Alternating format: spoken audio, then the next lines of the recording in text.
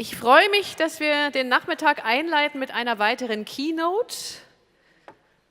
Wir haben ja so unterschiedliche Bestandteile des Programmes, die momentan erstmal so ein bisschen nebeneinander stehen. Den Beitrag von Grant und Weckerle, Andy Pratt, die Podiumsrunde mit einem ganz anderen Thema, jetzt nochmal eine Keynote von Joanna Woronkowicz aus den USA.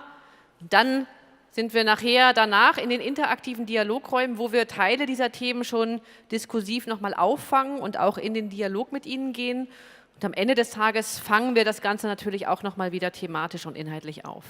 Jetzt machen wir erstmal weiter. Es geht thematisch um das Experimentieren im Kreativsektor.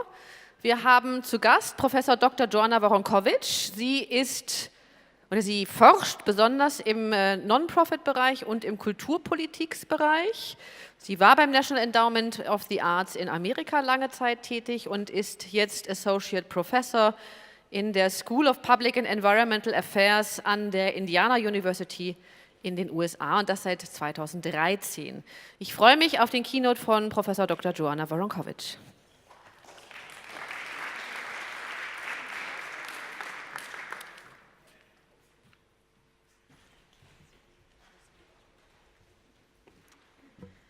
Thank you, Dr. Bernkraut, for that introduction. Also, thank you to Frederick Martel and the conference organizers for having me here. I'm really pleased. So today I'll be talking about experiments in the creative sector, and in particular how investment in research and development can help stimulate innovation and impact policy. Today I'm going to try to provide a framework for understanding how to generate innovations in the culture and creative industries. And this really speaks to, I think, what we heard from Dr. Pratt, as I'm talking about understanding a process, and how we can amend or understand that process better so that we can see better results. Just a little bit about myself. So I have training in policy analysis and economics. So my approach is very much trying to understand how research can affect policy. In particular, how to create effective policies from research. So much of what I'll be talking about today will be drawing from other fields and disciplines. And that being said, we can learn a lot from other fields and disciplines, and we don't need to reinvent the wheel. One other note, so I am currently the director of our new Center for Cultural Affairs, CCA, which is a new research center in the United States focused on research in the cultural and creative sector. I'm also co-director of the Arts Entrepreneurship and Innovation Lab, which is a program of the CCA, but it's in cooperation with the National Endowment for the Arts. Both of these projects are about conducting high-quality research on the creative sector, especially in the form of experiments and experimental methods. So first, I'm going to start, just like Dr. Pratt started, with this question of what is innovation? It's actually quite a vague term, but there's literature and there's a lot of work that already defines the term for us. So I like this definition. Innovation is an idea, practice, or object that is perceived as new by an individual or other unit of adoption. This definition I like because it includes these two elements of innovation that are particularly important. This idea of novelty, which is something new, and this idea of adoption. So it's something that needs to be implemented. So for example, government might implement a new system for delivering services.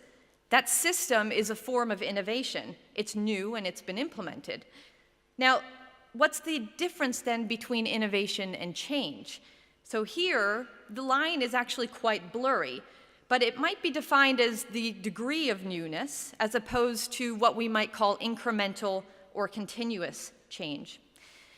Now, there are other distinguishing factors of innovation, and in particular, there are process and product innovations. And perhaps there are even what we call conceptual innovations. So a process innovation is in the improvement of quality and efficiency of internal and external processes. For example, government might implement a new system of delivering existing services, and that's actually an innovation. Now, a product innovation is something that we're probably a little bit more familiar with in the culture and creative industries. This is basically the creation of a new product or service. For example, government offering new services is a product innovation. Now, a conceptual innovation is something different, and I would argue that conceptual innovations are probably one of the most difficult forms of innovations to actually achieve. A conceptual innovation is the introduction of new concepts, frames of reference, or new paradigms that help to reframe the nature of specific problems as well as their possible solutions. For example, government might change their motivation for offering services. To extend on that, let's say to help reduce crime, government now provides mental health services instead of or in addition to jail time. This would reflect a conceptual innovation, since the government is actually changing its perspective on what can prevent an individual from committing a crime. Finally, there's another important distinction to make between innovation and public sector innovation, in that the latter has as its goal some provision of public value or social value. And that's obviously particularly relevant when we're talking about the cultural and creative industries. So now let's talk about this relationship between innovation and the creative sector. So what I want to show here is that there are actually several different types of innovation that can take place both within and around the creative sector. We can have process innovations in the creative sector, which use creativity as a means of innovation. So for example, cities build new cultural facilities, museums, performing arts centers, theaters, or designate cultural districts in order to help stimulate economic development. The process of stimulating economic development is amended then using elements of the creative sector. We can also have product innovations in the creative sector, which have as their outcome creativity, and again, this is what we tend to think of in the cultural and creative sectors. For example, this term excellence in the arts is often defined by its degree of creativity or artistic quality, and here the very product itself is creative. And then finally, we can have conceptual innovations in the creative sector. Now, conceptual innovations are closely related to both process and product innovations, but have as their distinguishing factor that the creative sector influences a new way of seeing something. So, for example, quality of life has traditionally been measured by the degree to which people can satisfy their basic needs, such as access to food and housing. In the past couple of decades, though, we've seen a change, a transformation. People's experiences with creative sector activities have influenced new ways of understanding quality of life measures. We're now starting to understand that the quality of life is not only defined by the ability of individuals to meet their basic needs, but also in terms of leading an expressive life through engagement in the creative sector. And again, conceptual innovations such as this one are much more difficult to generate because you're essentially changing norms. You're changing people's way of thinking about something, which we all know is very difficult to do. So what do we actually know then about the relationship between innovation and the creative sector? So this is where I might be a little bit controversial and hopefully ruffling a little bit of feathers in the room. But I'm going to say we actually know very little that's based on solid evidence or data. While we might believe that process innovations, for example, like designating cultural districts in the name of economic development, they work, there's actually very little evidence to show that this relationship is indeed straightforward. In other words, what we know is usually based on what we believe to be true about the relationship between innovation and the creative sector. So let's take, for example, the effect of creative occupations on economic development. So I'm sure we've all heard of Richard Florida's 2003 book, The Rise of the Creative Class, and in that book he argues that creativity, in the form of people working in creative occupations, drives economic development. He calls this creative capital. As a result, we've seen cities and mayors and public officials all over the globe targeting cultural policies designed to attract creative class individuals. Now, one of the ways that cities have done this is through making investments in cultural sector amenities like new museums, parks, etc. But as Ed Glazer, an urban economist, argues, Florida's argument is not necessarily new. In fact, when it boils down to it, Florida's theory that creative individuals help drive economic development is just a new way of packaging theories on the effect of human capital on economic development. In other words, in Ed Glazer's words, it is high-skilled people in high-skilled industries who come up with new ideas that really has the effect on economic development. So we continue, though, to see cities invest in attracting creative individuals despite there being little to no evidence that this type of policy is indeed effective. There are countless other examples of how our beliefs regarding the relationship between innovation and the creative sector cloud what we know to be true. And while all of this might seem very negative, and that I'm putting this in a negative framework, I think we can actually shift this statement and pose it as in a positive manner. There are countless open questions that remain to be answered about the relationship between innovation and creative sector. In other words, we have opportunities to learn more. And if we understand entrepreneurship, the definition of entrepreneurship as being ways to exploit opportunities, then we really do have a remarkable opportunity at hand. So I've listed 3 questions here. Roughly speaking, we could categorize the first as a question about the relationship between a process innovation and the creative sector. The second is a question about the relationship between a product innovation and the creative sector. And the third is a question about a conceptual innovation and the creative sector. So what makes these questions then so difficult to answer? Well, in large part, they're difficult to answer because there are actually so many other things that interrupt these cause and effect relationships. Let's take the first question as an example. Do government investments in building new cultural facilities stimulate regional economic development? Now, we all might say yes, and some research says yes. So more culture results in more tourists, more revenue, et cetera, et cetera. But there's also a fair amount of research that says no, areas that are already ripe for economic development give way to more cultural facilities. But the latter does not induce the former. And so this is obviously our big chicken and the egg problem. So how do we then figure out the answer to this question?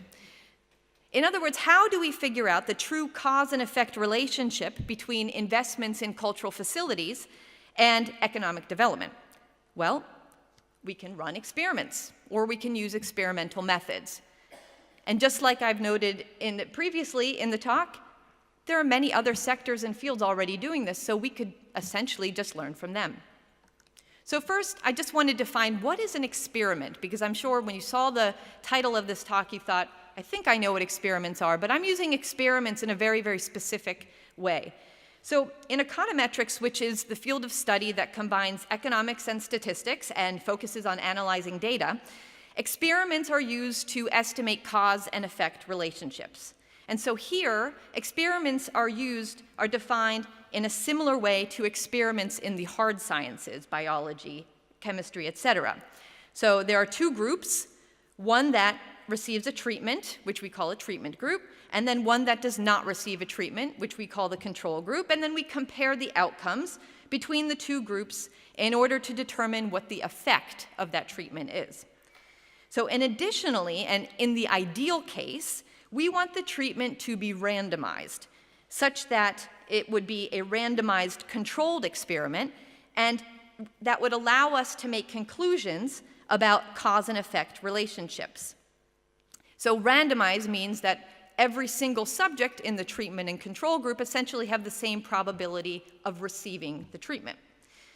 Now, in the creative sector, we've generally only come as far as using quasi-experimental methods to evaluate the outcomes of a creative or cultural policy. So quasi-experimental methods use econometric methods to impose randomization when it did actually not occur in practice. So for example, if you run a regression equation, if you're familiar with, you can use what are called controls, which are basically ways that you can control what the researcher might believe might influence the effect of a treatment on a given outcome.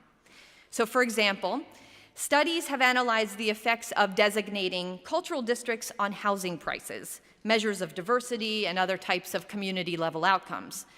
These studies, however, have not been able to tease out the true cause and effect relationship between cultural districts and community-level outcomes, given that cultural district designation is actually, a randomization of cultural district designation is actually very difficult to achieve. So in other words, studies like these have not been able to adequately control for what we call selection, and that is the effect that differences between the treatment and control groups will have on the outcome. Now, we've actually seen plenty of experiments in other sectors that have either evaluated or helped motivate new policies. This is what we could refer to as our opportunity for knowledge transfer between the creative sector and other fields. So, for example, in the US, we've been able to evaluate the effect of charter schools, which are schools that operate autonomously from the public school system, but still receive government funding, by essentially randomly assigning students to charter schools through lotteries and then observing their educational outcomes. What we found here, pretty unequivocally, is that charter schools are neither more or less successful than traditional public schools in improving student educational outcomes. Now, in health insurance, or the health sector, from evaluating the effects of health insurance on demand for health care through experiments, researchers have found that cost sharing, which is the amount that individuals pay out of pocket for medical expenses, something that the United States is very familiar with, reduces overutilization of medical care. And this was from a famous experiment at the Rand Corporation. And then from using experiments in international development, we know that making people pay for bed nets, which are the most effective way for preventing malaria, significantly lowers the probability that someone will actually use one, but providing them for free greatly increases the probability that someone will use them and then makes them more likely to buy a bed net in the future. And this comes from experiments conducted by the famous economist Esther Duflo. So all three of these examples have either led to new policies or caused changes to be made to existing policies, and they also illustrate, very practically speaking, how research in the academic sector can actually have an impact on policy. Now, they've also led to conceptual innovations, such as providing more funding for public schools instead of creating incentives for school choice if we want to reduce the educational gap present between minority and non-minority students. So, why don't we see experiments like this in the creative sector, especially if experiments can give way to innovations in cultural policy? And likely, I think there are two reasons for this, and I'll pose these in the way of questions. But is randomization of treatment too difficult to achieve in the creative sector?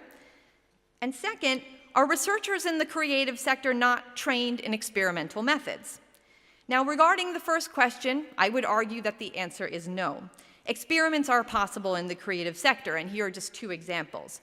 So the first is a lab experiment we're running at the AEI lab this spring on the role of artists in public sector innovation. The study consists of running 40 in-person lab experiments where teams of 5 are going to work together collaboratively to solve a public sector problem.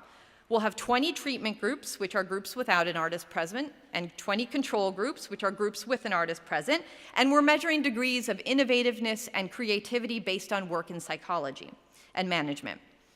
Now, the second is an example of what we call a natural experiment that we're running through the Center for Cultural Affairs. And so here we're looking at higher education or university investments in cultural infrastructure. And specifically, we're testing what the returns are on university investments in cultural infrastructure. Does this result in greater enrollment, more tuition dollars, more majors in the arts and humanities, more artists. To do this, we're looking at a university that expanded its arts infrastructure budget and analyzing student and university outcomes before and after the expansion. Now, we have more experiments like these being run through both the AEI Lab and CCA. Now, regarding the second question, are researchers in the creative sector not trained in experimental methods? I would say the answer is partially yes, just by the nature of where creative sector degrees, relevant degrees come from. So at least in the US, we see many students interested in the creative sector get degrees from departments and schools in the arts, which typically don't offer methods, training in experimental methods. So we're actively trying to change this at my home institution by starting to fund more PhD fellowships in public affairs, students of which will receive training in experimental methods. So, given that experiments are possible in the creative sector, why do we need them? So in other words, what can experiments do that non-experimental research methods can't do? And more importantly, what can be the impact on policy related to innovation in the creative sector? Now, if I could, I would actually edit this slide and add 2 arrows that were sort of connecting the term cultural policy with public sector innovation, and then another arrow that's connected public sector innovation with cultural policy, in trying to reflect that the two actually work together and there's a feedback process happening here. So I've already answered the first question, what can experiments do that non-experimental methods can't do? So experiments in the creative sector can help us design policies that stimulate process, product, and conceptual innovations. So in other words, just like we've seen in the non-creative sectors, experiments can drive innovation. In regards to the second question, by allowing for and encouraging more experiments in the creative sector, what can be the impact on policy? We can see new policies for new industries. To answer this question, I'll go back to the 2 examples of experiments that we're running at the Center for Cultural Affairs. So the first experiment, to remind you, is on artists' roles in public sector innovation. And this is motivated by the popularity of artist-in-residence programs in non-creative settings. So, for example, we've seen many business schools employing artists to help teach their MBAs. We've seen cities placing artists in municipal government with the hope that these artists will bring something innovative to the table. So let's say in these experiments we find that artists do indeed influence groups to be more innovative. Well, municipal governments can use this information to start or expand or improve artist-in-residence programs focused on delivering government services. So this would be a process innovation. Or maybe in our higher ed study, we'd find that investments in cultural infrastructure lead to more students who graduate who go on to be successful creative artists. Well, universities can use this information to invest more into arts programs, and then this would be a particular type of product innovation. Now, both of these results of these studies would be examples of how innovation in the creative sector can drive innovation in other sectors. In these examples, higher ed and government. So more importantly, though, experiments can help create conceptual innovations such that government will shift its perspective on the role that culture and creativity can play in public life. So in other words, experiments can give way to public sector innovation. The more we encourage experiments in the creative sector, the more we can unequivocally illustrate how the creative sector is involved in delivering public value and hence develop good cultural policies. So in other words, effective policies are based on good evidence and in turn stimulate innovation. So in conclusion, if I were to provide recommendations to government for encouraging innovation in the creative sector, they would actually be quite simple. Number 1, I would say invest in R&D, for example, through grants. Now, this doesn't necessarily mean more money, more resources, but make more data available, allow access and flexibility to researchers in the creative sector, have a designated arm for creative sector research. More importantly, set aside money for failure, because experiments are hard and research is hard and not all of them will work. And also use this and create a network of creative researchers that people know where to go to learn from others. Number two, I would say create partnerships with universities to help conduct R&D, and this is actually exactly what the National Endowment for the Arts has done with its Research Labs program. They realized that they did not have the human capital resources in-house, but they could actually provide access to data and research materials that can help university researchers do the necessary work. And then third, I would say walk away. So in other words, keep an arm's length relationship with government-funded research. This means favor grants over contracts, support different types of projects regardless of the potential implications, because many of these experiments will give you results that you don't like to see, but continue to engage with the results of projects by designing informed cultural policies that are supported by evidence. So all of this, I would say, will help grow the field by inviting new researchers to be trained in experimental methods. By doing this, I believe government can induce entrepreneurship in creative sector research resulting in greater innovation in the creative sector. So with that, I'll conclude, and thank you so much for your attention.